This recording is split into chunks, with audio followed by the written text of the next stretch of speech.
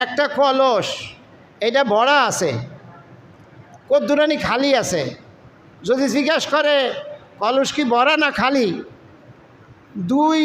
1 glass পরিমাণ পানি দিলে ভইরা যাইব, এই কিন্তু 1 গ্লাস কম আছে। কেউ যদি জিজ্ঞায় ভাই এই কলস কি খালি না ভরা, লোকেরা বলবে খালি, এখনও খালি আছে, 1 গ্লাস তো লাগবো। এত গ্লাস ভিতরে আছে তাও কয় খালি। আর 1 গ্লাস দেওয়ার পর যদি জিজ্ঞায় যে ভাই ভরা না খালি, কয় ভরা, 1 গ্লাসে ভরে গেছে। আর আগে যে 15-20 গ্লাস দেওয়া আছে তাতে কিন্তু ভরে নাই, শেষের 1 গ্লাসের খুব মূল্য। অতএব ফরজ ওয়াজিব এটা খুব জরুরি জিনিস, কিন্তু আমাদের আমল পূর্ণ হয় নফল দ্বারা।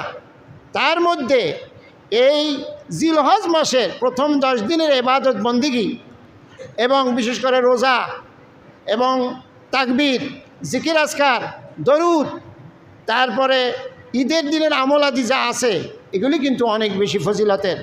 কিয়ামত পর্যন্ত আল্লাহ পাক এই কোরবানির দিনের আমলগুলিকে জগৎবাসীর সামনে হজের মাধ্যমে, কোরবানির মাধ্যমে ইতিহাস করে রাখছে, যাতে ইব্রাহিম, ইসমাইল, হাজার এদেরকে দুনিয়াবাসী কেউ ভুলতে না পারে, তাদেরকে ভুলে যেতে না পারে।